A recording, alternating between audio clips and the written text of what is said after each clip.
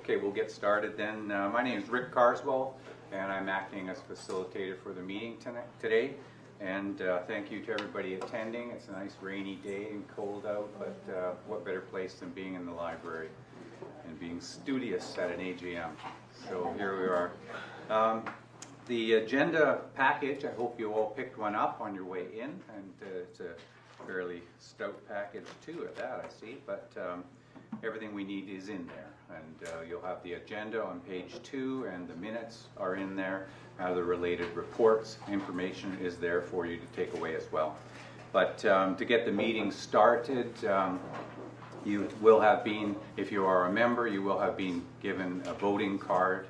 And when I call for a vote, I would like everybody to show their voting cards so that we know that you are a member and making your vote known. So it's a blue card. If you haven't got it, please take a minute to go out and prove your membership value, and we'll get on with this.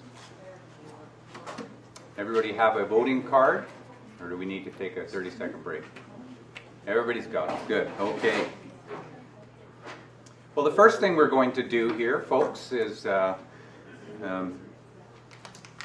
motion, please, from the floor to accept the agenda as presented. Prior to accepting that motion, I would like to point out that after 3.1 is the motion to accept the President's report. After that, I haven't numbered it, but I will be calling from a motion from the floor, a motion to establish a balloting committee, and the balloting committee chair would be part of that as well, with a committee member, as we will be going to elections, so we need to have a balloting committee established. So that'll happen right after 3.1 and just before point 4. Okay. So that being announced, I'd like a motion from the floor to accept the agenda as presented. A motion, please. Thank you, Jenna Arbo, and seconded, please, Judy Ross. And all in favor, show your voting cards. Thank you very much. I assume those that didn't put their hands up don't have voting cards then? Are there any members that don't have a voting card yet? Everybody's got a ballot or a voting card? Okay, good. Thank you. Thank you very much. I declare the agenda accepted. Moved, seconded, and carried. The motion to accept the minutes as presented, this is page 3, and subsequently there's the minutes are there. They're presented. Of course, AGM minutes are only once a year at the AGM. I don't know if you've all had a chance to read them, but they are the record of last year's meeting. So is somebody taking minutes, by the way? Oh, great, thank you. So I would ask then for a motion to accept the minutes as presented. A motion from Judy Darcy, and a seconder, please. And from Sheila Rosewell. And so all in favor, please, calling for that. Thank you. Thank you. That's a better show of cards. Thank you very much. Okay, declared that moved, second, and carried. And next up would be the President's report. Andrew Murray is the President, and welcome him to the podium to give us a report of the activities of this year.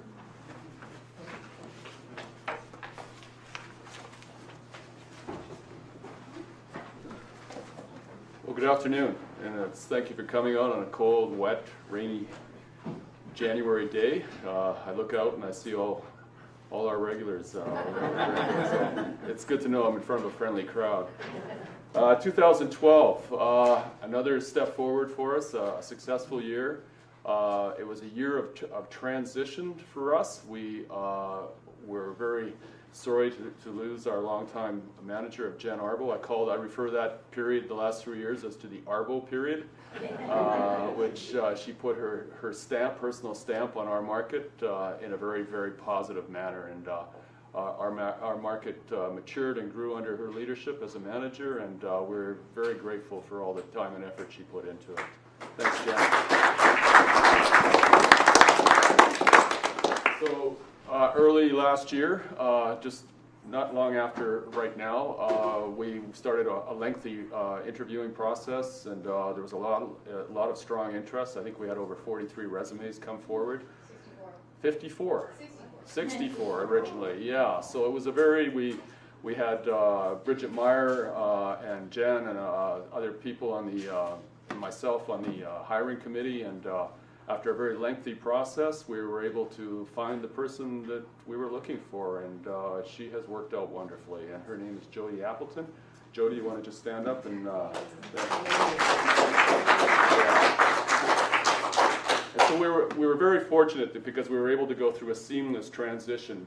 We received a Van City grant. Van City came, if you aren't already aware, Van City came up with $250,000 for farmers markets in this province last year, and we were successful in getting a small grant, a $10,000 grant, which allowed us to keep Jen and Jody on payroll, and we absorbed those extra labor costs through that grant, and we had a very nice, comfortable period where Jody got comfortable with us and learned the job, and so there was no crash.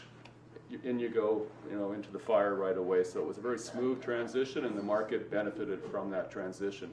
We also received some very pleasant news in the spring that the provincial government had reconsidered funding the nutrition coupon program, and so all of a sudden now we have 3-year commitment for the coupon program. And if you're not familiar with that, allows us to give access to the market for approximately 50 low-income families in New Westminster. They were able to get $15 a week to buy fresh fruit and produce and some other products as well, which are nutritional, and it goes a long way to alleviating childhood poverty, obesity, early diabetes, all these diseases that are costing us huge dollars down the road. And so it's a really worthwhile program, and we're really happy to see the provincial government step up.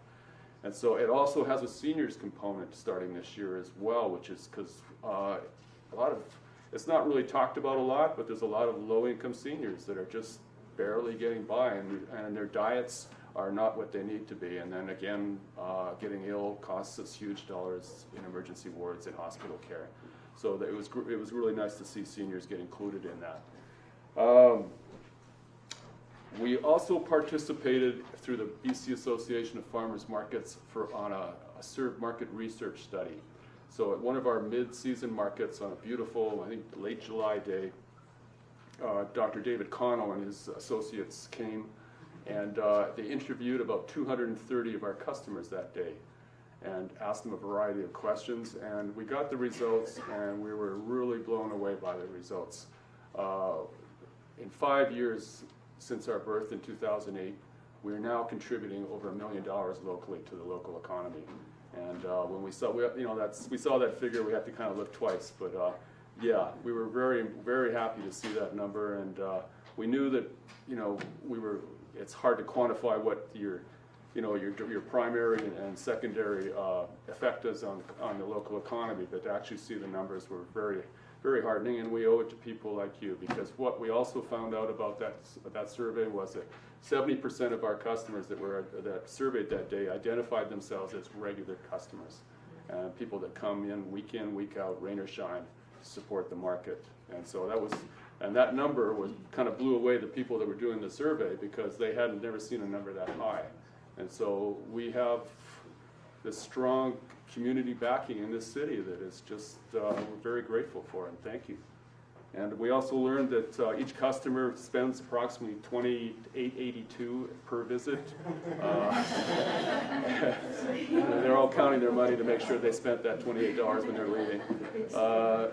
We found out that 70% of our customers are using alternative modes of transportation, so that also is good. A lot of walk-ups, a lot of bike, bus, so that's good. We're always trying to promote sustainable options to get to the market. So yeah, the survey was full of good news for us, and we were, it was really enlightening, and it gives us some I don't know, ammunition to use when we're applying for grants in terms of what we do here in our community.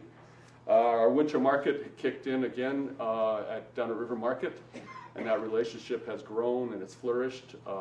They've been very good to us. We've had some challenges as far as the layout goes, having a market on 2 different levels.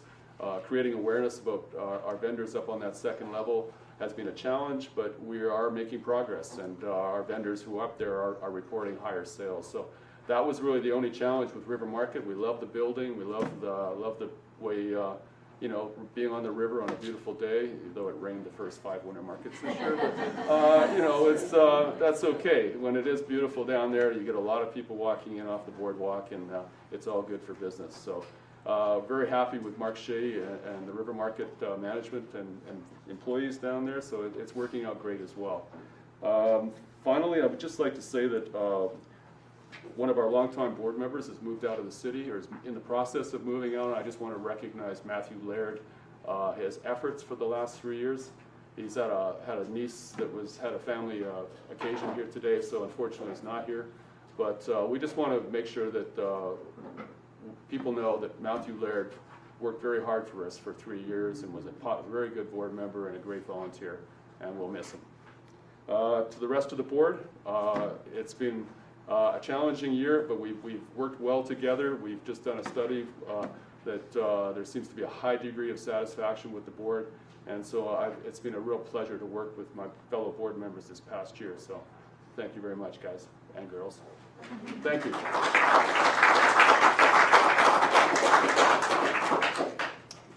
So I'd like a motion to accept the President's report, please. Motion, Jen Argo moves, and seconded by Linda Oscarson. And all in favor, please.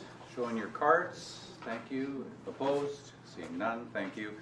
I just wanted to also make Andrew angry, but I just wanted to recognize that yesterday Andrew was given a real compliment for all his hard work in the community. He was given a Diamond Jubilee Queen's Medal.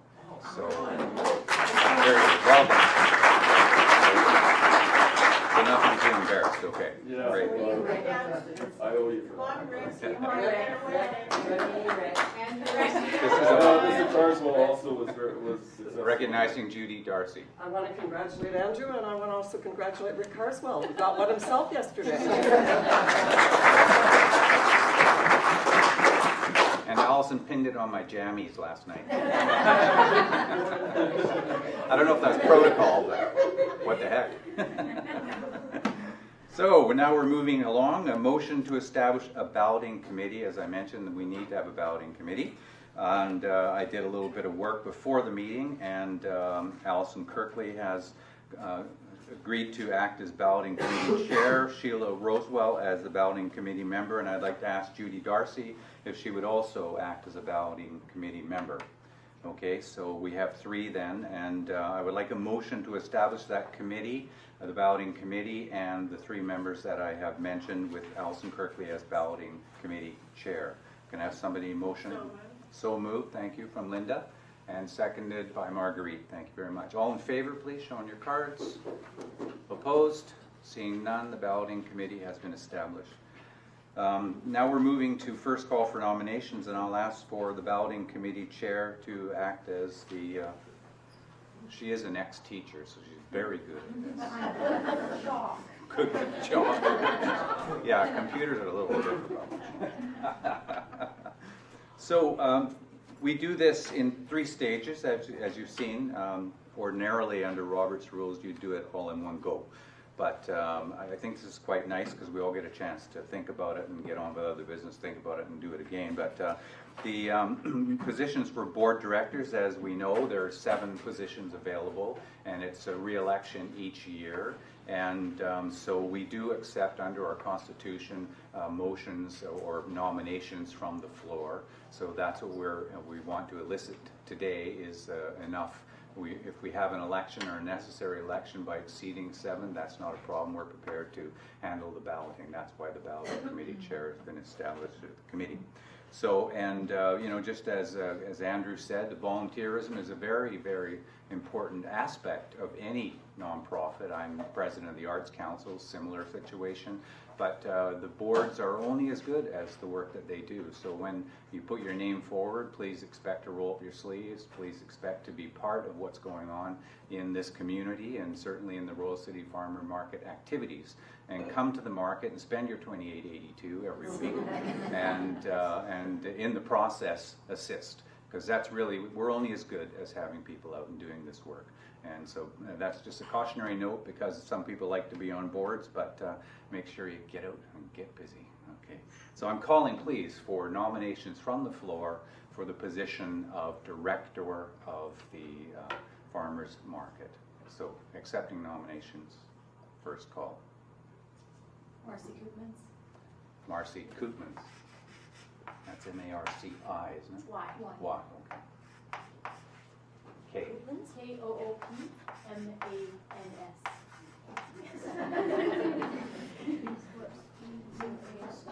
Marcy Koopmans, thank you. Other nominations? I'm seeing Sheila. Andrew Murray. Recognizing Andrew Murray's name. Hennessy Hoy.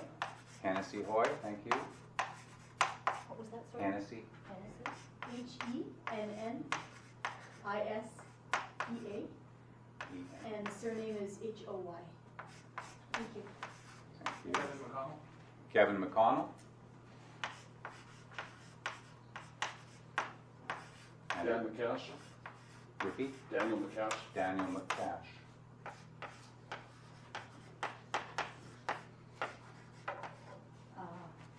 C. Cash. All right. Capital C. Okay.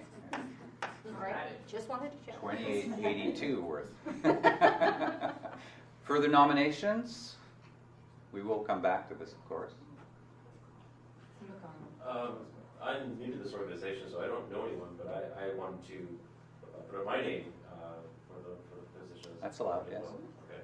And your name, sir? Jason Lesage. Jason Lesage. L-E-S-A-G-E. Okay. S-A-G, S-A-G-E. Sage, okay. Andrew? Just a small thing, just want to double check. My last name is M-C-C. Not O'Connell. Not O'Connell, it's McConnell. Oh, well, okay. I guess it's very important. Okay, sorry. No worries, Cindy. So M lowercase c, M. capital C. Okay, Yeah. sorry. No worries, thank you. And then capital C. And, Yeah. I'm going to squish that in there. Andrew? Maureen Crook. Maureen Crook. And the last name spelled K-R-U-K. K-R-U-K. We're at 7 now. Any others, please? Judy Ross. Judy Ross. Thank you.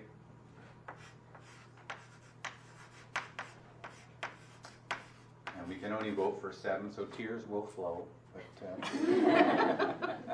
it's important to put your name forward. Yes, sir. Just a point of clarification, the people running do need to be in this room. Unless they have a letter submitted, they have to be in the room, yes. Yeah. Okay, any other nominations? Good, we'll come back to that then. That's our first call. And we'll move, thank you, Alison. We'll move now to manager's report from Jody Appleton. Is this your first report? Yeah, Your first official report? first. Fantastic, are you nervous? I'm terrified. So actually, Andrew covered a lot of what I was going to say. So yeah, I came to the RCFM over the summer. Jen trained me and trained me well. She had a lot of concepts and ideas in place that I could follow, and so I've just tried to put my stamp on it a little bit and add to it. The summer season was, I felt very good. It was my first time actually coming to the Royal City Farmers Market because I live in Vancouver. And it is a lovely, lovely market. And the vendors love it. It's in a beautiful setting. You have a great community here in New Westminster. And I've been biking in, and it's just been lovely. So from that perspective, it was great. We ran a couple of special events throughout the summer. Such as, like, we had a couple of member appreciation days. We had a pie contest, which Jen started, and we're hoping to do again next year. We had, Van City, because they did the grant, they also came out one day to the market and gave out tons of coupons that people could use at the market, which was wonderful. It was a great day. Yeah, so I mean, the summer for me went really well. The transition went really well. I've learned a lot. And working with the volunteers and the vendors and the board has been excellent. They've given me lots of guidance. They've given me lots of tips. And so the transition went very well. So right now we're in the middle of our winter season, and we're at River Market again, like Andrew said, and things are going very well there. We've been working with River Market to make sure we can have all the right vendors there, and we're trying to promote it as like come and spend the entire morning or afternoon there. You can eat your lunch, you can do some shopping, you can take in some activities. There's kids activities. Even the Discovery Center next door has put on activities on the same day so people can bring their families down. So that's worked out really well. The people at River Market have been really good to work with. And so you are all, well, a lot of you have joined the RCFM today, and we're going to have a Member Appreciation Day on February 2nd. So make sure you come on out because you show that card, and a lot of the vendors are going to have deals on for you that day. Looking forward to the summer market. We're hoping to have applications out next week to the vendors, and we'll see who's coming back.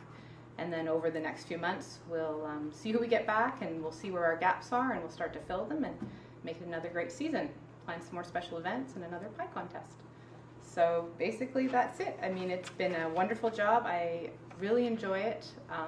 The community we have here in New West is unique, I think, in the Lower Mainland. You're very close-knit, and I've really enjoyed being a part of it and being welcomed into it. So thank you.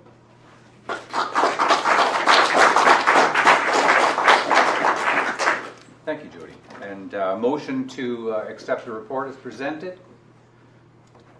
Please, motion from the floor. Andrew, yes, and Jen Arbro seconding. All in favor of accepting the report? Thank you. Any opposition? Seeing none, move, seconding, carried. Thank you very much, Jody. Are you going to move to the West now? You never know. It was never on the table before. Little bird told me. Yes, that'd be lovely. Matter of fact, we have a suite downstairs. Good. Second call for nominations for the Board of Directors. Are there any further names? Second call. We actually have 3 calls, as you know, and before we close it out. Any other nominations coming from the floor of names? Seeing none, we'll move on. Thank you very much, Allison. Okay. Next we have Marcy Koopmans, who will be giving us a financial report of the health of the market, and welcome Marcy Koopmans to the pulpit. Thanks. Hi everybody. This is my first time giving a financial report. This is, 2012 was my first year as treasurer for the Royal City Farmers Market. I was around in 2011 as the volunteer coordinator, so I was not entirely new. But it's been a really good year. It was very interesting in terms of our funding. We have had support from the City of New West for the past few years, and we had another grant from them this year in order to support the nutrition coupon program, which then got funded by the provincial government after we received the funding from the city. So we made the decision as a board to return the funding to the city in the hopes that they would use it for another worthy program. And we were able to still put on the coupon program thanks to the support from the government. So that was really great. We also had support from Van City, as Andrew mentioned. That was really wonderful. You've got the financial statements in the back of your package for the year of 2012 if you want to have a look at them. Big thanks to John Morey and Maria Evans, our financial backup. They both did a really great job in putting this all together for us. So as you can see, we're in really good shape. We took in more money than expected this year thanks to the fact that we're now twice a month in the winter time. Our expenses increased a little bit, but there was more than enough to cover that. We've also been doing a little bit more advertising to try and increase awareness of the market and draw people in. So I think that's worked out fairly well. Nutrition coupon program worked out really, really well for us also. We plenty of money to fund that. We also have a fairly good contingency fund. If you can see in the last paragraph of my report, we have an $8,000 savings account and a $4,000 escalating term deposit that will mature in 3 years. Yeah, I think that's everything I need to say. Are there any questions from the floor regarding the financial statements that I can address?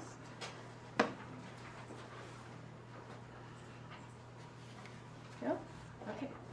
I think that's it then. Sorry I'm a little nervous, but thank you all for not booing me off the stage.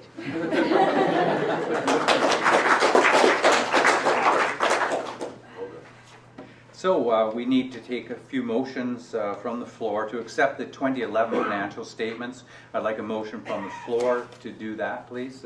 Somebody, Jen Arbo, motion yes, and I'm sorry, I don't know. Maureen. Maureen, thank you. Okay, and so all in favor of accepting the 2011 statements, thank you. Opposed?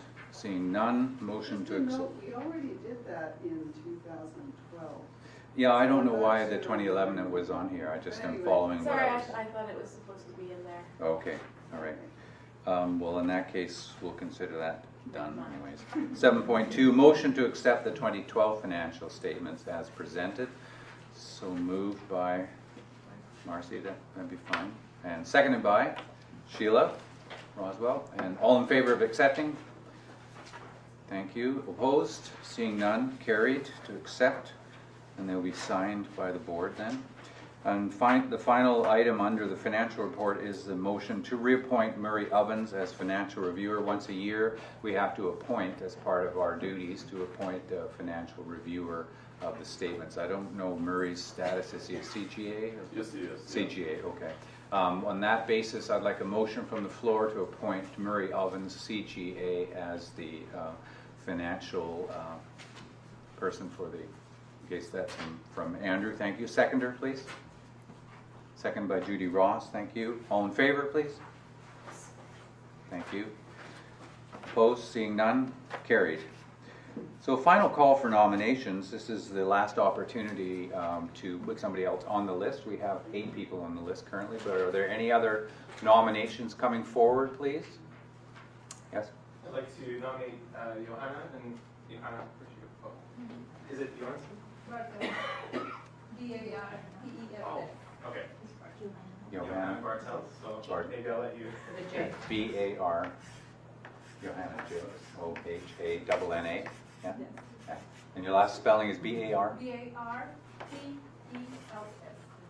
B-A-R-T-E-L. B-A-R. T-E-L-S. Further nominations? Seeing none, the process now is to have each of the nominees accept the nomination. And in the process, I would ask that you stand so that we can all see who you are, for those of us who don't know each other, and give us a 60-second review of why you want to be with the Rose City Farmers Market, or maybe if you have been, what you want to do or achieve, or what you've done in the past. Let us know a little bit about yourself. And we do this in reverse order, is the technical way of doing it under Robert's rules. So first I'll ask Johanna to stand, and do you accept the nomination? Yes, sir. Thank you. And if you could give us a little statement. I'm new in the community, but I have been volunteering with the market for over a year. I love living in Norway. I love the farmers market. Okay, thank you. Judy Ross, do you accept the nomination? Yes, I do. Thank you. I've been involved, I guess, right from the beginning with Andrew. And I too love New Westminster, and we have the best market in BC. Maureen Crook, I accept. thank you. I've lived in New West going on about 20 years, so quite a while. I've been involved in supporting and volunteering at the farmers market for the last several years. And I too enjoy living here. I think it's a great community. I am a great supporter of the farmers market, buying locally, that kind of thing. So I would just love to expand my role of support and be part of the board. Thank you very much. Jason Lesage, do you accept the nomination? Yes, I accept my own nomination. I feel like my Twitter desk has been unveiled in the ring of Twitter world here. But I was born in New Westminster and raised in Burnaby, just meters across the street on 11th Avenue. And so New Westminster was always my backyard. And just a year and a half ago, my wife and I bought a house here in New West. We're very happy to be here. And for me, it's coming back home. And I have 12 years experience working in communications and public affairs, so I have a lot of passion for farmers markets, and wanted to sort of lend my experience and skills to help elevate this event and organization.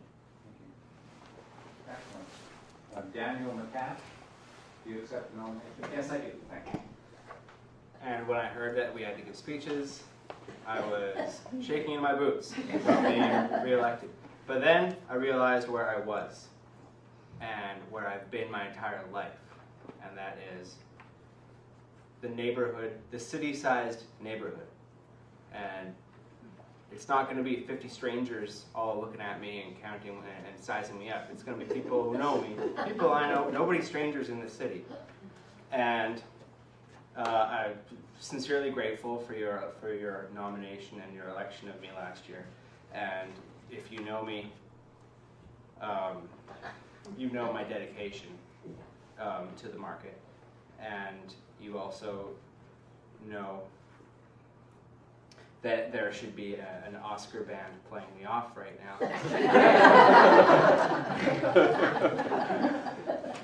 And what I've done for the market so far is well, aside from getting up every day, every Thursday in the summer for the 7 o'clock, putting up the signs, staying until 8 o'clock at night, lifting and carrying everything, just willfully, absolutely, with love.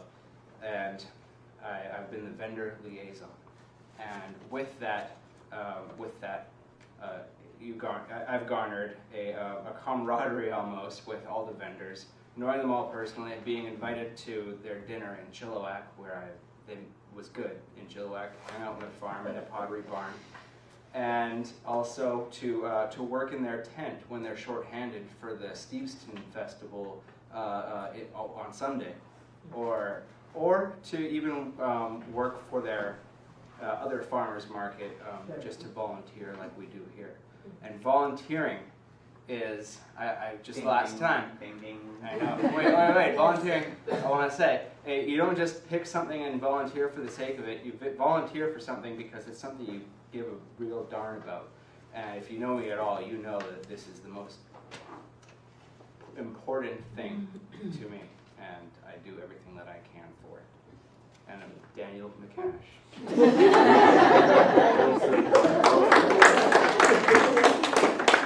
Having borrowed everybody's seconds, Kevin McConnell, please rise. Kevin, second the nomination. Yes, I do. Yes. So I moved back to New Westminster almost 2 years ago now, and love living here with my wife. Amazing community and group of friends here. And for me, the farmers market has been another awesome extension for how to be involved in the community. And over this last year, I've really seen the farmers market start to take on projects that they're just in the midst of starting. I think there's a lot of growth going forward, and I'd love to be a part of that again, to continue looking at new ways that the farmers market can be involved in the community and continue some of the good work that we're helping to put forward with the nutrition coupon program, and getting hopefully more involved with schools and things like that. So yeah, I would love to continue being on the board and be a part of that. Thank you, Kevin. Hennessy Hoy, please. All right. Do you accept your nomination? I do accept my Thank you. nomination. Hi, I'm Hennessy Hoy. I've lived in New Westminster for over 12 years, minus a bit of time spent in Chilliwack and Istanbul. Anyway, that's a little odd. But anyway, I've been volunteering with the Royal City Farmers Market since January of 2010. I've been on the board for 2 years as secretary. I do volunteer fairly regularly at the market, and I would love to continue to be a part of this market. I absolutely love it. I love this city, and it's just a fantastic market, and I'm looking forward to see what the future holds, and I know it's going to be great. So, Thank you, Hennessy. Andrew Murray. Do you accept the nomination? Yes, I do. I had an idea about 6 years ago, and it just was an idea that wouldn't go away. And it's been a wonderful ride for me to see this idea grow into a thriving community event that people seem to embrace. And I've had the pleasure of working with some wonderful people. I've had amazing support in the city, and there's some things still that need to be done, and I'd still like to be part of that. So I look forward to the year coming up. I think we have, we have a great group of people, regardless of who wins. So thank you.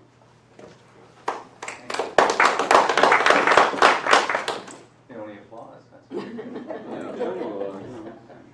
And first on the board, but last to speak, is Marcy Koopmans. Do you accept your nomination? Yeah, I accept. I moved to New West in 2009 and started volunteering with the farmers market shortly after getting here, around the same time as Hennessy. And then I joined the board about a year after I started volunteering as volunteer coordinator initially. And I've been the treasurer for the last year, and I would love to keep doing it. It's a really enjoyable experience, and I love the city, and the farmers market is a big part of that. So thanks. Thank you. Now we move to the election part, and what we had planned to do is to have the election take place now, and that requires, of course, ballots to be, and pencils or whatever it is. I hope that's all arranged for Andrew or someone. Yeah.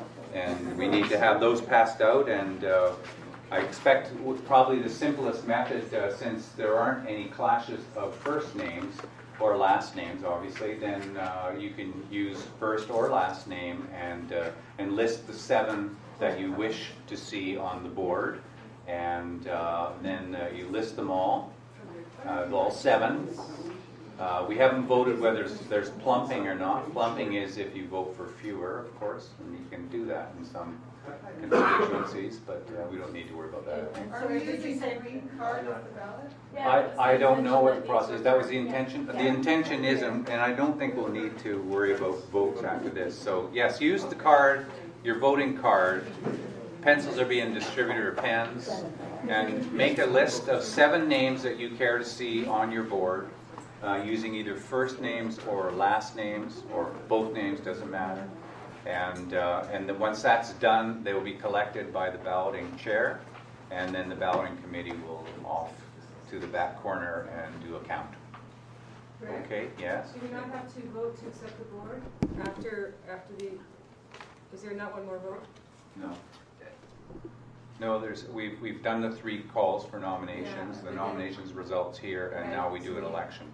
Okay. And then the election will be announced, the finalists, you might say. So there's no acceptance of? No, that's the vote is taken now. Okay, thank you. So we'll take a couple of minutes to do that. Hopefully it's dark enough for everybody to see.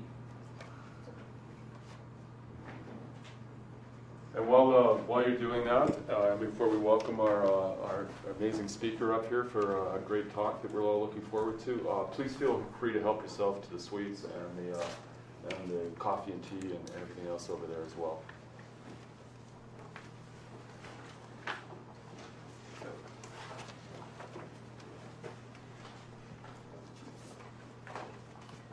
You collecting these?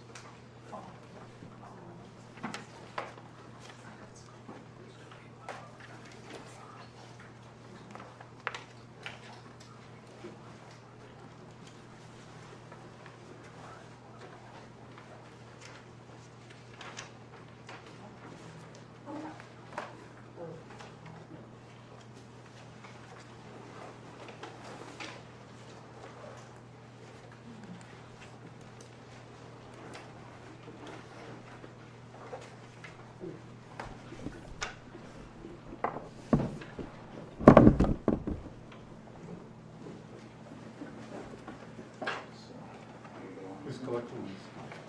I'm just looking for something to collect them in. Sorry, bags would be better. Well, it doesn't matter. This is good.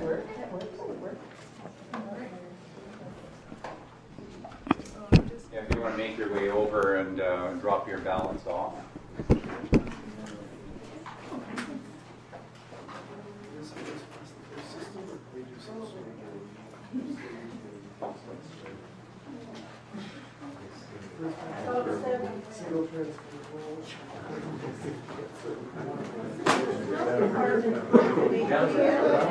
They're training the camera here.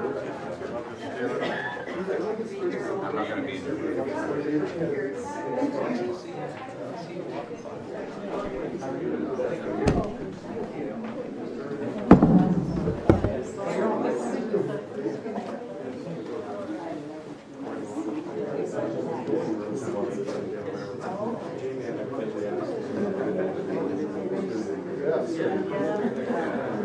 Oh, no.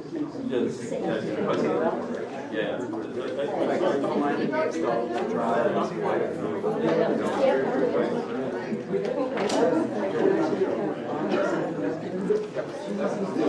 Well, I heard the violin. So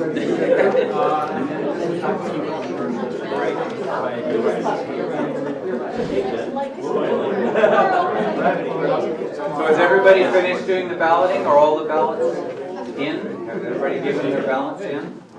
Calling for that now. We want to get on with the next portion.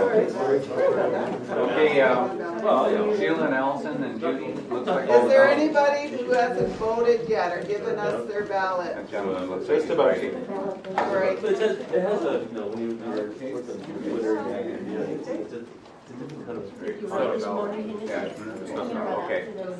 All right. So let's take 30 seconds to grab something to eat, and then let's get back to the presentation.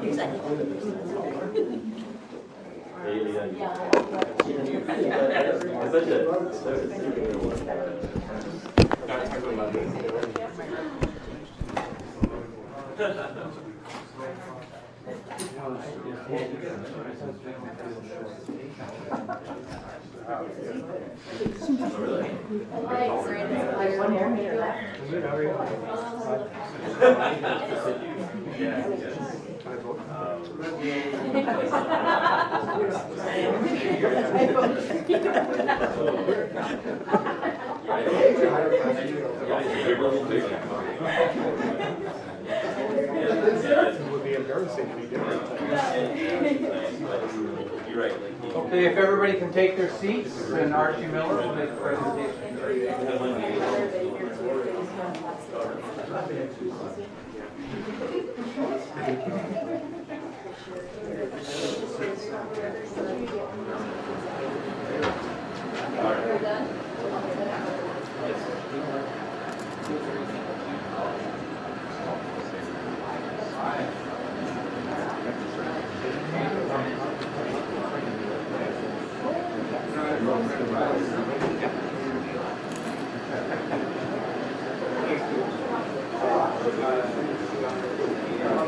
Okay, if everybody can take their seats now, then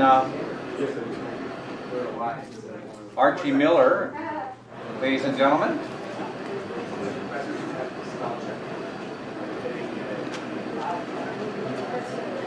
Daniel. Chatty Cathy, that boy. They already voted, it's too late.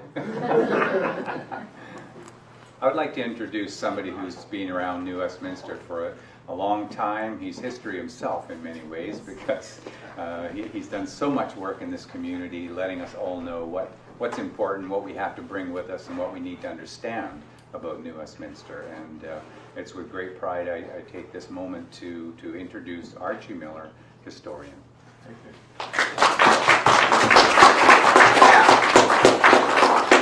Thank you very much. This is, it's always fun to come into this room doing something that's a part of a meeting that I'm not running, which is always nice. A couple of brief words. I know there's some new faces in here, so who don't always hear me speak or go on a tour or whatever we're doing. I was city curator for a long time, city curator and archivist for a long time. I was in charge of Irving House and the museum, and we did the Sampson 5, and we did everything else to do with museums and heritage in this community. I left that position, although every year someone comes to me and says, I'd like to bring you this item down to the museum. When are you there? I've been gone since 1999, but at that point I moved sideways. I didn't retire, obviously. I moved sideways into a position with my wife-to-be, Dale, and doing historical research. So we do all the things that we enjoy doing with history without Jamie having to go to all those silly city meetings. So I'm very pleased to be here with this. I'm going to go through a number of things. We're obviously talking about local farmers markets. But I've approached this a little bit differently, as I have a tendency to do. You will hear about the particular locations. I'll make sure you get those names and dates and you see what they are. But I'm going to fill in a whole bunch of other material. I'm going to make sure we know where the property was. We're going to hear what kind of goods they carried, how those goods got there. There's a bunch of things I won't get to do. I won't have time to do it. And that is things about what did the farmers do? How did the farmers get into here? What did they do when they got here? Where did they stay? That's another whole story. We'll look at that. Dale and I went through a lot of our material, a lot of the stuff in our files, and so as usual, I have a ton of paper. I promise you it's not just all reading, but we're going to go through a lot of material in the next half hour or so. Thing to think about with a market, a farmer's market. Frequently people think a market, a farmer's market, is a building. Not so. Most farmers' markets are pieces of ground somewhere. They're spaces. If you've traveled in Europe, you're in Istanbul, where I've done my traveling, in some of it in France and some of it in Scotland. You go into a little town somewhere, it's got a little tiny high street. At one end of the high street will be a city hall or an equivalent building. At the other end of the high street will be what they call a market cross. And there will stand an obelisk or a cross or a pile of rock or something. And what you found out very early, 100 years ago or 200 years ago or 400 years ago, that once a month or twice a month, all the farmers will arrive at that cross. And they will arrive there and have their sale, and then they all vanish. And you won't see them for another month. People in this town, a lot of the people in this town early knew that process. And we're not going to deal with how this city comes about. The date you should keep in mind, though, is 1859. Because that is when the Royal Engineers will select this. It goes gold rush, lots of miners, lots of potential problems, new capital city needed, New Westminster is born, and that's where we are. And they need this space. They need a whole bunch of things that they're looking to improve the community. The community is very small. But what we have is the necessity to sell goods. Immediately we've got people setting up farms, bringing things into town. Now, I'm going to repeat a number of things throughout this. Just remember that we have no bridges, we have no ferries. So if you're on the other side of the river, you've got to find a friendly Indian with a canoe or somebody with a rowboat, or you've got to get one of the stern wheelers that will go across for you and bring you back. So just keep that in mind. That's going to be a repetition for a long time in this story. One of the things, though, that they do is that they begin to look at the facilities they have. So they're looking at the docks on the waterfront. And when the Royal Engineers set up this community, they do set it up with docks on the waterfront to be used for a whole bunch of these activities. And you're going to hear about a few of them. Remember, though, I'm going to keep little reminders throughout this whole talk, that throughout the lower Fraser River, you can think of Yale if you want, you can make it Hope if you wish, and to the mouth. There's very few docks, very, very few docks. New Westminster has a dock. 25 years later, Haney will have a dock. I don't think Chilliwack ever had a dock. Ladner will have a dock. Steveston will have a dock. But there's hundreds of places where people went because they all had landings. And frequently those landings were where they would have their little farmers markets. And sometimes they'd have a little market. Everybody would get together. They'd sell what things they could to each other or trade. And then the stern wheeler would arrive. Everybody would pile onto the stern wheeler and they would go to wherever the central point was. On the mainland, we've eliminated Fort Langley. On the mainland, that place is New Westminster. Now think about it, you're a farmer. You got 6 boxes of the stuff you put together. You come down on a river boat, you get off the boat onto the dock. You got to deal with that, and then you got to go home. And those are all the things we don't have time to deal with. But I mean, they did that. They did that repeatedly. In terms of the market spaces that we'll cover today, we're going to deal with, I'm going to comment on the really early ones that are just simply gatherings of people. the formal ones, the official ones. That's the key to what we usually mark in the city.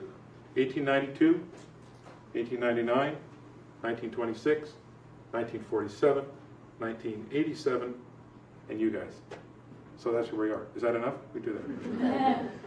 Just remember when we're dealing with the river and we're dealing with products along the river, we're dealing with the Fraser, we're dealing with the Pitt, the lower Fraser Valley, what we now call the lower mainland. But you also have other farms and connections to Vancouver Island, some to the interior, the Gulf Islands, and Puget Sound. And you're going to hear a few references as we go through this. In the 1860s, when we begin to look at what's going on in the city of New Westminster, right at the very beginning, we have docks. They have ways of bringing this material in. The people here are aware that Victoria has a farmer's market. Victoria's had a farmer's market for a number of years. In some other research I've done, I think Nanaimo had one. I think Kamloops had one. These simply are earlier Hudson Bay connections. Hudson Bay thrived off that kind of material. Let's switch very quickly to this. I told you we had put together a whole bunch of little things. So we talk about products and we talk about people. I want us to think about what we could have, what we might have had. In the summer of 1861, there are 13 farms in our area. These are the people supplying goods. They're not big. Total acreage of 6 of these is 50 acres. That's what we have.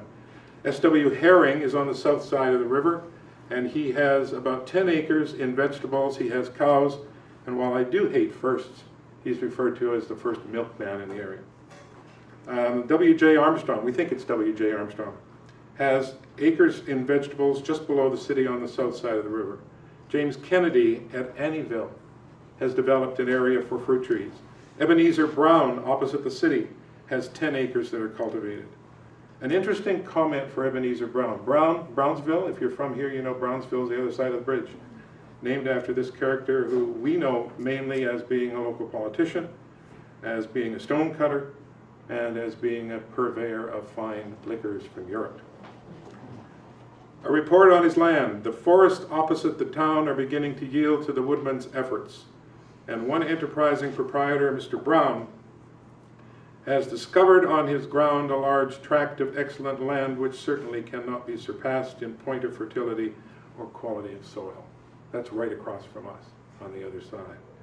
We also have a Mr. Murphy who was either on Lulu Island or Annacis Island. He was farming.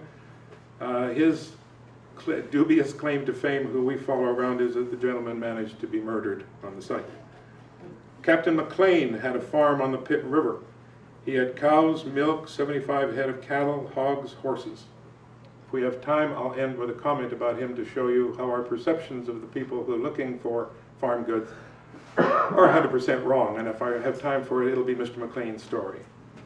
Mr. Atkins has a farm with vegetables and an orchard on the Coquitlam River area today just below Riverview, Essendale. William Holmes is a local name we should know. North Road and Burnett River, and he is farming. And Colonel Richard Clement Moody, commanding officer of the Royal Engineers, who are doing everything here, has a farm a little further up North Road that he calls Mayfield. The good colonel very likely planned to retire back to here. He planned to stay here. He didn't know they were going to disband the troop. So he already was accumulating property, so he would be a landowner in the new area. Didn't happen that way. The land of the area, a couple of very quick comments. The Royal Engineers are pasturing their horses at Pitt Meadows. So you have usable farmland. Areas in Burnaby, Lulu Island, Sea Island, Ladner, Mud Bay are being readied very early. Richmond, which takes its name from the family estate of the people who develop it, have cattle, fruit trees, and wheat and fruit. Out the valley in Chilliwack and Sumas, we have cattle, horses, hogs, fowl. They produce cheese, butter, and eggs. Lots of hay, turnips, corn, vegetables. This is early 1860s. So if you've heard me talk about Christmas dinners in 1863, you can have everything you have now. And you can probably go buy products like Cross and Blackwell at the local market that you go and buy now too. They also had other things that we don't pay much attention to, but we have tobacco, which they're getting known for because they grow tobacco in the valley. And for many years, they grow hops, beer. The Pioneer Fruit Store talks about bringing in fresh eggs from the Puget Sound on every steamer. One of the things that you can figure out will change quickly is that there's a slaughterhouse right downtown. Two of the major firms that bring in livestock have their slaughterhouse, which in today's terms would be somewhere in the 400 block of Columbia Street between Columbia and Front. Interesting aspects to do with sights, sounds, smells, and you name it. There's lots of fish products being dealt with salmon, sturgeon, and oolakins, and salted products, smoked products, canned products. We have an exhibition group that is formed very, very early. They deal with what's being dealt with vegetables and farm produce. We have apples locally. The apples are from the Hudson Bay Fort at Fort Langley. That's who has the apples at this time. They put things together to go to London, England for a fair. They send wheat, hops, peas, and fish. The organization in October of 1863 orders seeds from Scotland, so here we go again, to help the people who will provide the products to the farmers' markets. They order wheat, barley, oats, onions, turnips, grasses, peas, potatoes, carrots, beans, melons, cucumbers, parsnips, furs, which is a forage crop. Travel problems cause that some grief, so they have to bring more in from Belgium. You've got to imagine when they're shipping seeds one way or another, some of them tend to germinate halfway across the trip, because the trip is 6 months long. We have eggs, fowl, cheese, ducks, turkey, butter, cheese. That's all being dealt with. All of the fish products I talked about, as well as caviar, as well as jams and jellies. And in other meat products, we have lard, bacon, ham. And for other things coming out of this area, we have wine, beer, and spirits. So this is quite a spot. We get past that one. The area where we are now, we need to deal with what the Royal Engineers do with their plan. And the Royal Engineers lay out a number of landscape features. They lay out squares, reserves. You've got to remember from the beginning of this is going to be the capital city. This is going to have the Capitol buildings. This is going to be very prominent. That's where we're going to take us to Lytton Square in a second. But this is going to be an important town with lots of important sites. The squares that they set out that we're going to deal with, they got squares all over the area. But we're going to deal, first of all, very briefly, all of this just so you know where it is. First one is Merchant Square. Merchant Square is a large chunk of property, foot of 8th Street, at Columbia to Front to the waterfront. If you look at an early map, you'll see that it comes down the hill with what was then Douglas Road, 8th Street being Douglas Road. It comes down from the top, and then it gets wider. Because when you arrived with your goods on the boat, on the stern wheeler, because most of them are stern wheelers or occasionally a sailing ship, you would offload. That could all be offloaded into this great big square where the public could get at you if you wanted to do it that way. Merchant Square. The second one is Market Square. Market Square gets forgotten in a lot of this. Market Square in today's terms is where the new courthouse is. It's where the Carnegie Library was. It's bounded by Lorne, Mackenzie, Agnes, and Carnarvon. That was Market Square. You'll hear it referred to again in a moment. And that's where they were going to hold their market. That's where they wanted that to be. The other one, which I could talk for the next 2 or 3 hours about, is Lytton Square. Lytton Square is roughly at the bottom end of Church Street, right on the waterfront. It is not to be a market site. It is not to be used for that. It's part of a dock system in the area. What you've got to do is imagine the Capitol buildings. Capitol buildings are where City Hall is. So if you're all with me on this one, just a quick 30-second exercise. Put the Capitol buildings right there. In the block behind that, which goes all the way through to 3rd, is a big open garden known as St. George's Square. On either sides of that piece of property, Tipperary on one side, Royal Towers on the other, those were empty, those were reserves. That was parks and government land. Go right in front of it and proceed right down the hill to the waterfront. Everything going down the hill is marked government offices and open land. Government offices and open land. Put right in the middle of it, at that time, God, Queen, and Country, put Holy Trinity Cathedral. And then proceed right to the waterfront. Where? Lytton Square. Not as somebody told me one time on a walking tour, why did they name Lytton Square after the little city of Lytton up in the Fraser Canyon? They didn't. It's named after Sir Edward Bulwer Lytton of great fame and dubious fame for his book, which starts, "It was a dark and stormy night." But he is a very prominent character, so they name it after him. So what you're going to do when you come to the Capitol, your boat arrives. You step off into the square. You look up at the church, crowned by the Capitol. End of that story. But Lytton Square will continue to be prominent. In time, we will add exhibitions. The exhibitions will be held in buildings on Columbia Street, and we're very early with that one. They'll then hold exhibitions in Market Square. They will then move exhibitions to Queen's Park, Provincial Exhibition, and so on. You will get references to lots of the goods that we talk about with farmers markets. You'll get references to them, they'll say at the store, so-and-so has now brought materials in from Chilliwack, from Abbotsford. You will also find that farmers are coming in, gathering and selling their goods. We find those as little one-liners in the newspaper, where it'll say, people down by the docks at the foot of Douglas Street met 4 farmers who had offloaded all their produce, and they stood around and sold it for a day and then made their money and went on. So you had lots of events happening like that. We will find separate advertisements. One of the ones, if you read the newspaper column we do, and the Historical Society material, one of the nicest ones we just recently found was an advertisement for a fellow in Yale who is dealing with pickled salmon. Years ago as a kid, I had pickled salmon that my father made. I've got to try to relive that again. That was really good.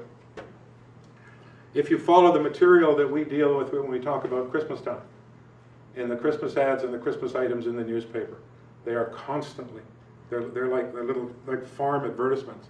It'll say, get to so-and-so because for the next 4 days he's got all the vegetables you need, bringing them in from Chilliwack, Abbotsford, wherever they're getting them from. Newspapers, you'll find these wonderful little references, and we bumped into 2 others yesterday doing something else. So I've got these 2 for you today. It'll say something about the editor of the paper. Will say, on my desk, I'm really, really pleased to say, as I write my piece, I'm really pleased to note that so-and-so has brought me a basket of tomatoes. So-and-so has given me 2 apples. In this case, we have 2 that are really quite nice. In 1890, we have strawberries. Summer 1890, we have strawberries from the North Arm. But what is curious about this is the advertisement says you can pick your own, and it's cheaper if you bring your own basket. And we're dealing with 1890 here. The other one that is mind-boggling, and we're going to see if we can find out a bit more about it, is 1892. November 1892. And what are they discussing? They're discussing the fact that we've had a second crop of raspberries, and the canes are loaded, they're saying. We'll have to check it, Jim. Let's see what we got. This kind of thing went on for some time, and we move up now, we're moving up in decades. There is discussion about the need for the city to have a market facility, because what they want to do is they want the city to own it so the city can make money to help reduce taxes, is what they're after. So in 1883, we find that there's references about an agricultural hall. This will go, that's why we talked about the squares before. This will go on Market Square. And in time, that building will hold other things, which I think we will touch on that. But that's your location that they're talking about putting in a building. A couple of quick readings. This is from 1885. The article is on city progress. And what it does is they're discussing what they need and where they need to put this. A quote from this. We should erect a convenient market where produce could be placed at the very smallest cost to the farmer. We pointed out that the market could be erected on the water frontage. Now in this case, they're talking about Lytton Square. On the property opposite Lytton Square, in the space now lying waste between the road and the present wharf, could be covered with a roof divided into stalls where butter, eggs, poultry, fruit, vegetables, and other articles brought down by the farmers could be displayed and sold to at the highest market price. And 3 years later, they are also talking about this. They're talking about the need for something to happen. And the 2 things they're saying, this is in 1888, they're saying we need a town hall and we need a market. Now we get switched around, because what happens in this article, they're saying Lytton Square was there to be dominant in our corporate structure. Therefore, City Hall and city needs and library should go at Lytton Square. They should go in that area. Now think about what's directly above that. And I can't go too diverse here because we'll be here for the next couple of hours, where I'd love to be. But go just above that to the block between 4th and 6th on Columbia Street. And in the history of the city, we don't have a town square. But if we had a town square, that's it. So right on the top of that, you've got post office, assay office, government offices. You will end up with police. You'll end up with all that stuff right in this little cluster. So that's where they're saying that should be. In respect to the market, and they go on at some point saying the market should be where the market is mapped out as for the Royal Engineers on Market Square. And they say it should be there, set apart for that in the original plan of the city at Market Square, is in the center of town and convenient for everyone. We came across a curious piece. We do a lot of research, as some of you will know. And we had this curious reference to a new city market. Now they're talking about a new city market at the time when we don't have an official city market. This got our attention. They're referring to it as the Royal City Market. This is how it's described. 1890 now. The opening of the market will mark an era in the progress of the city and is only another sterling evidence of how fast Westminster is advancing on the path of modern progress. Pretty dramatic stuff. That got our attention to find out just what is going on. Because we know when we get the first one, the first official one, 1892. So what's going on 2 years before it? Well, we had to do a little bit of work. We had to chase down some references. It's a brand new butcher shop for Joseph Reichenbach. Joseph is running it, and he's all through the article. But nowhere in there do they say that. One of those little quirks in dealing with history. Careful, careful, careful. I'm going to digress for 30 seconds because that's one of the funniest little things we ever found. After the city's great fire, we're going to mention it in a moment, we find that there's a fellow comes over and does interviews in the Royal City. He talks about two gentlemen, a Mr. Rich and a Mr. Black, who are carrying on a very good business and doing a great job. The reporter writes a neat story. He's 100% wrong. There's not a Mr. Rich and a Mr. Black. It's Mr. Reichenbach.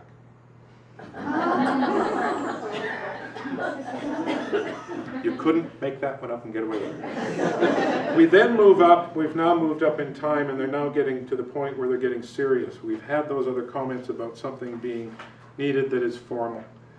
And so in the fall of 1892, where we have the raspberries, in the fall of 1892, a city-sponsored and owned, roughly at the foot of Church Street, market will open.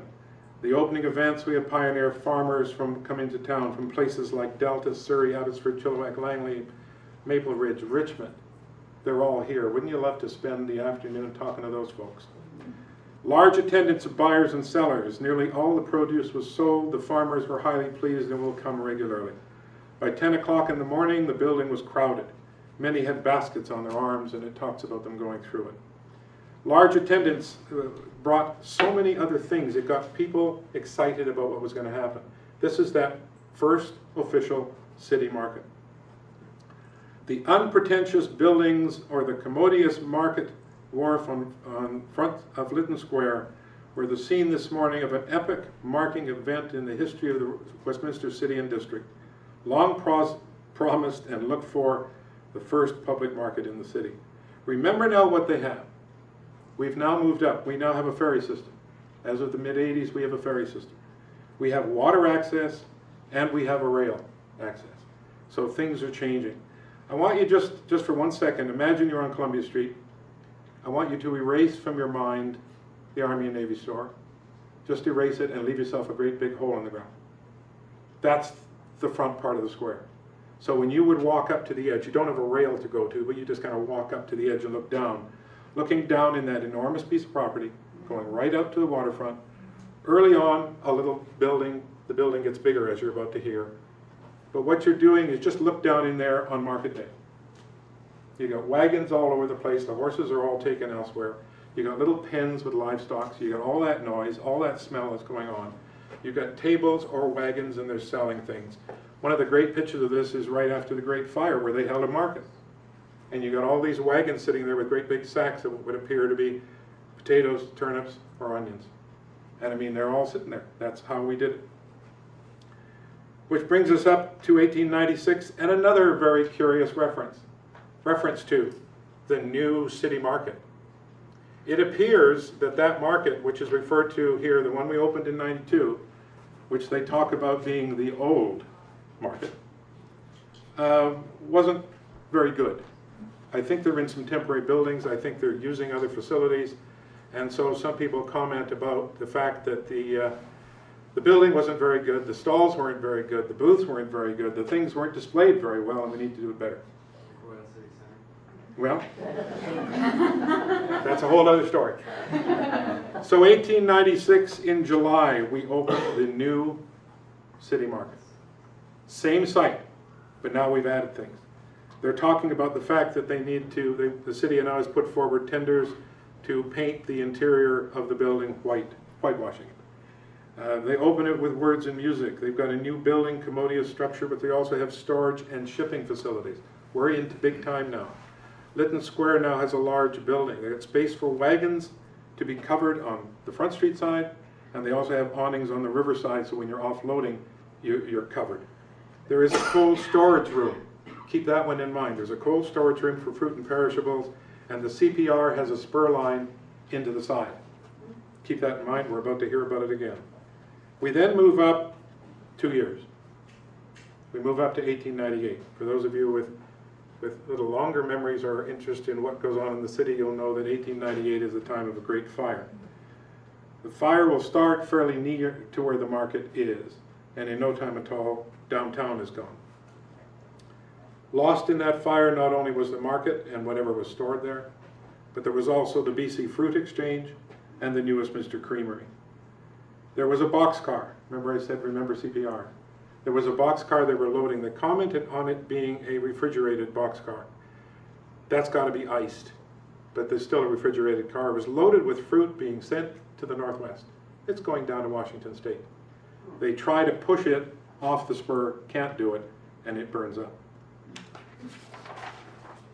Before we rebuild, a very quick note, I'm only going to use the top reference of it. We have a reference here within 1 week of that great fire. Within 1 week. And they're saying here, opening up again, Westminster businessmen setting up temporary quarters. The new Westminster market will be held as usual on Friday. The market clerk notifies us he has secured temporary premises. And the spaces that we find in the photographs are basically the open space where the market used to be. The market on the waterfront is gone. But you've got a big chunk of empty property. So what you find in the photographs are everybody standing around, and around them is charred chunks of buildings within a week of the fire. So the predominant smell that day was smoke. They rebuild very quickly in 1899. We have the market from there. We now, as the time will progress into the 1900s, we now have a bridge. We're now getting material far easier than having to take it on a ferry or take it via boats to do it. Quick aside on using the ferry. I was trying to find my notes on this one so that I could get you the exact date and time, but I can't. But anyway, just to give you the anecdote of how this goes and how cities sometimes do things in a strange manner.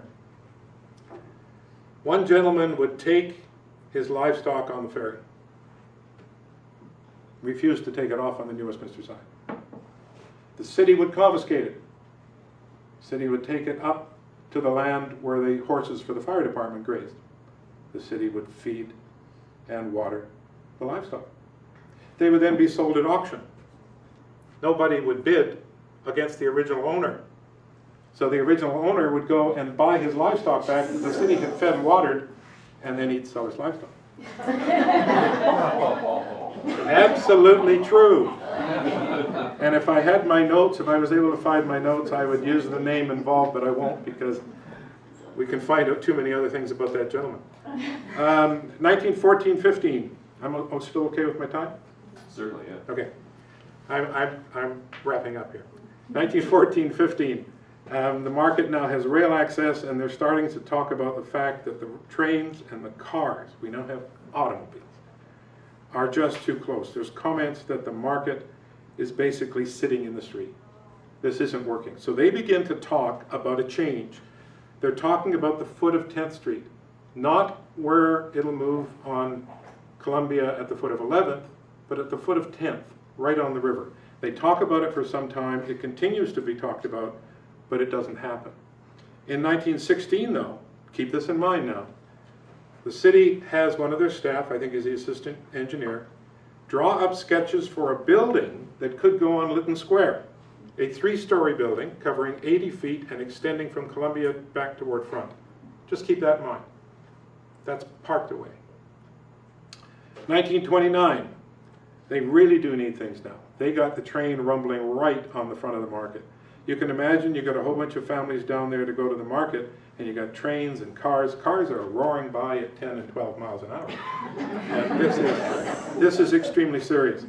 So what they do is they say we have to do something. They put together a bylaw vote to go to vote of the taxpayers, $60,000 bylaw that will build a new market. It gets turned down. The citizens say, go away. We're not spending any money on this. I will make my little comment because years ago I had an old timer come and say, you know, that's what they did. Then there's a mysterious fire. The market burns down. The taxpayers then say, City Hall, we need a new market. So we build our market. And what do we build? We build a 3-story market that sits on the property that is about 80 feet along Columbia in front. It appears it's the plan from 10 years before. That particular building is the shell of today's Army and Navy, which we will now clear up.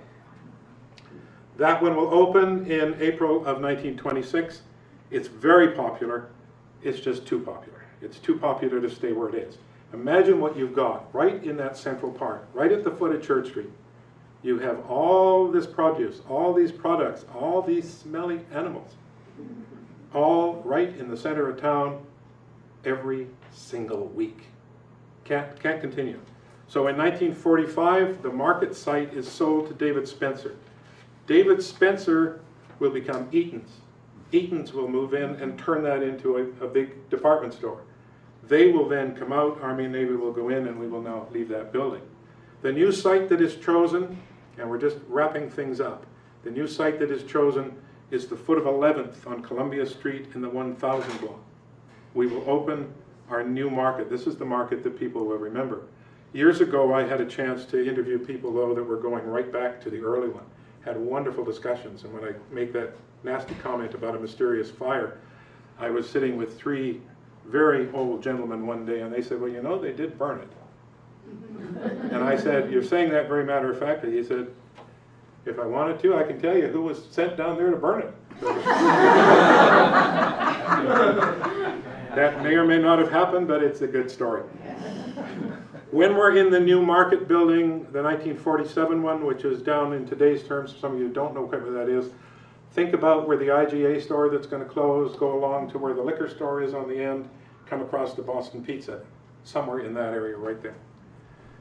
1958, some large murals were unveiled. Those murals will stay there until that site will change and empty out in 1987. In 1987, we have changed the waterfront. We're now opening something called the Westminster Quay Public Market, River Market at the Quay. We're now making all these kinds of changes as things will come together. Those murals will be moved to the market. They will stay down there, and I just checked because they're no longer there. I had someone the other day say, whoa, what do they do with them? They are, I was told there's 3 or 4 of them are at the museum, and the rest are all in storage, except for the 1 or 2 that are hanging at the armories. So they're all still around. And then we move to the current River Market, and we move to you folks. A couple of last quick comments, if I may. In 1923, just want to show you the importance of all this. We have a new little radio station downtown, CFXC, not CKNW. If you've been reading our column, you realize we get a radio station, not CKNW. It was on the 5th floor of the Westminster Trust Block. But one of the things that they advertise they're going to do, once a week, they're going to talk about the markets of the produce and things at the city market.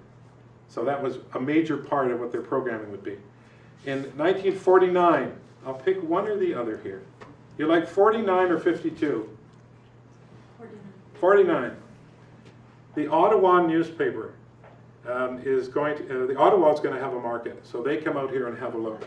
They begin to talk about the New Westminster Market. They talk about the new market in New Westminster, officially opened in 1947. It has 26,000 square feet of floor space. It was built at a cost of $110,000, and they go on to describe that. They say it's 130 stalls. It goes on to tell us all about the things in the counters. The counters are on casters so they can move them.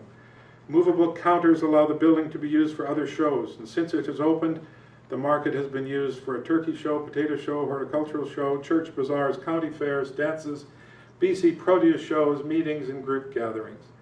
They talk about that one as being extremely important. In 1952, a gentleman with the Vancouver Sun comes and visits and talks about all the neat things he can buy at the market. In 1987, we talk about the fact that things had changed. There was a great deal of anger with a number of people because the market was closing. It was losing money. It was losing money hand over fist, but it was still closing, and a way of life was closing. Ed Hoffman was a wonderful old man I got to know well. He used to sell fish, and if some of you know my father's occupation all his life, that's how I got to know Ed, through my father. He said, I had a stall at the market for 54 years. For the first 30 years, I sold fish that caught myself. Now I sharpen knives at 25 cents each. In the old days, he said, it was a real farmer's market. It sold horses, cows, sheep, and pigs. It was a busy place in those days. One day for livestock, one for groceries, one for handicrafts. Eventually, the marketing boards moved in and stopped the selling of milk and butter and cream. Most of the market is now handicrafts with a few fruit and vegetable stalls. So times changed. We moved from all of that to where we are today, and you folks continuing to do the wonderful things you're doing to get people to be interested in it. There's so much more, all part of the story. So many different connections, but we've had those major sites that see us go from sitting in the dirt and dust of Columbia Street in the 1860s to where you folks are now on 4th Street, right in those wonderful trees on what is kind of neat because it's reserve property that the Royal Engineers surveyed. I'm going to take 1 minute to bring in Mr. McLean to show you just, when I talk about change, this is what we have. When we think of the people who were going to these markets, who were buying these things in the 1860s, this is where this all starts. The ideas start, and they carry this from elsewhere. We often think about, these have got to be all, they're all pioneers, but these have got to be real frontier folks. These have got to be folks that are really hardy. They understand things. You'd be so wrong, it would be unbelievable. We know that from reading of an excursion in the 1860s going to Mr. McLean's farm. Mr. McLean has a farm on the Pitt River. The people on the tour, one of the things that they're allowed to do, they're going to go visit a real dairy farm. They're going to see real cows. They're going to drink all, Mr. McLean says, we'll have them drink all the milk they want to have. Just imagine this. Look where that milk comes out of that curious spigot. And they're going to do this. These are the early residents. These are people who have come from London and San Francisco and Berlin, and they don't know from cows. And so they're here enjoying this. But when you now begin to bring goods in, things that are different, that are being sold in a local store or sold out of a wagon with a horse standing nearby, that's where it all comes from. That's where your stuff comes from. I could go on for a long time. Thank you very much, folks.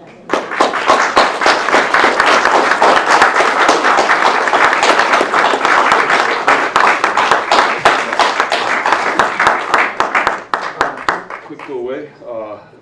Little killer cow from Pacific Breeze to idle the warm winter evenings away with. So thank you very much. It was very educational, and we'd love to have you back again and maybe fill in. I will do that. We've got lots of stuff. Thanks, Archie. Thank you.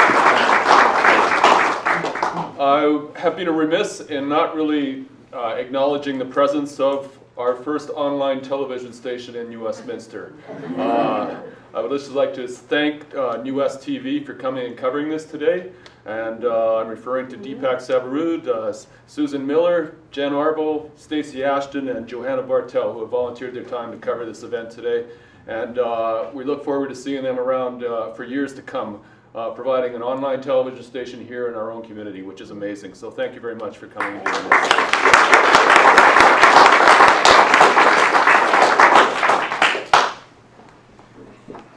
Thank you again, Archie. That was amazing. Really interesting stuff. Just that history is just wow. So we want to complete the day's events by the announcement of the new board of directors. So I'd like to invite Alison Kirkley, the chairperson for our balloting committee, to make a report. Thank you. Okay, so we have the election, and we have 7 people.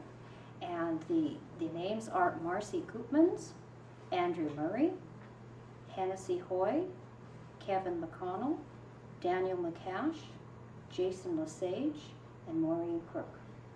That is the election of your board.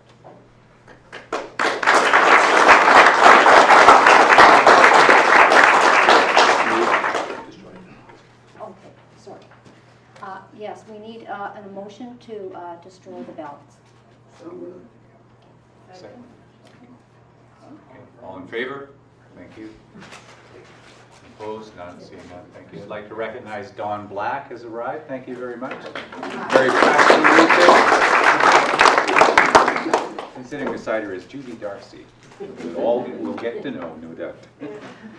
So thank you to those that put their names forward. A nomination does not preclude you from becoming involved. Nevertheless, there's lots of committee work to be done. There's lots of rolling up of sleeves, and the work that this Royal City Farmers Market has done is needing the help. So I would encourage you to all, if you're not on the board, to still please get involved.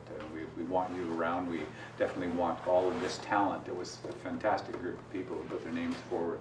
Thank you for doing that. So that would complete today's work, but we do need a motion to adjourn our session. So seeing a motion from Jen Arbo, seconder, from Judy Darcy, all in favor to adjourn. Thank you, and thanks again for everybody coming out on a rainy day. One last order of business. Rick has been doing this every year. I call him up, and he comes out faithfully, and he's been a tremendous supporter of the market, him and Allison. So a little Vino for you. Thank you. Please hang out and join us for some beverage and food. We really don't want to take that all home with us. So thanks for coming out. We appreciate it.